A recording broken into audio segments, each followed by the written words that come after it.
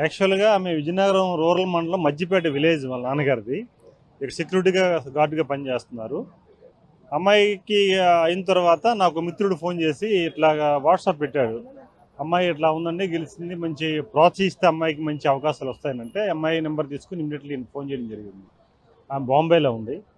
బాంబేలో కూడా చెప్పానమ్మా, నువ్వేం కాదు, నేను వస్తాను, సీఎం గారి దృష్టికి, లోకేష్ గారి దృష్టికి నేను తీసుకెళ్తున్నాను అని చెప్తే వెంటనే లోకేష్ గారు యూఎస్ఏలో ఉన్నారు, విదేశాల్లో ఉన్నారు.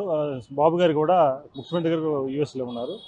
వాళ్ళకన్నా పెట్టినప్పుడు, మెసేజ్ పెట్టినప్పుడు లోకేష్ గారు ఒక మాట చెప్పారు ఏంటంటే, ఇండియా వచ్చినంటే ఫస్ట్ ఆమెనే కలుస్తానని చెప్పేసి చెప్పడం జరిగింది.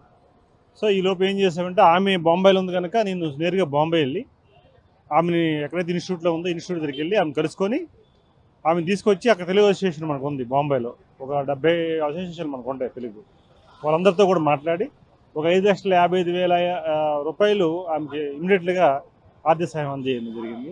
భరోసా ఇచ్చాం, లోకేష్ గారు వస్తారమ్మా, వచ్చిన వెంటనే మిమ్మల్ని పిలుస్తారు, వచ్చి మీకు శాస్త్రాన్ని కానీ వెంటనే లోకేష్ గారు వాళ్ళకి ఫోన్ చేయడం, వెంటనే రావడం, 33 లక్షల పైన ఇవ్వడం. అదే సమయంలో లోకేష్ గారు అమ్మాయికి అండగా ఉంటారు, పూర్తిగా అండగా ఉంటారు. ఎలా అంటే ఆమె క్రీడాకారులు అంటే లోకేష్ గారికి చాలా, ముఖ్యమంత్రి గారికి చాలా ఆర్థికంగా కానీ మోరల్ సపోర్ట్ ఇవ్వడం వారికి ఇష్టం కనుక 1-to-1 కూర్చుని పెట్టి ఆమెని ధైర్యం చెప్పి, మేము ఉన్నామమ్మా, ఏం కాదు, నువ్వు రేపు ఏషియన్ గేమ్స్లో కూడా నువ్వు గోల్డ్ మెడల్ కొట్టాలి, ఆ దిశగా మేము ఉన్నామని చెప్పి చెప్పడం, భరోసా ఇవ్వడం కూడా జరిగింది.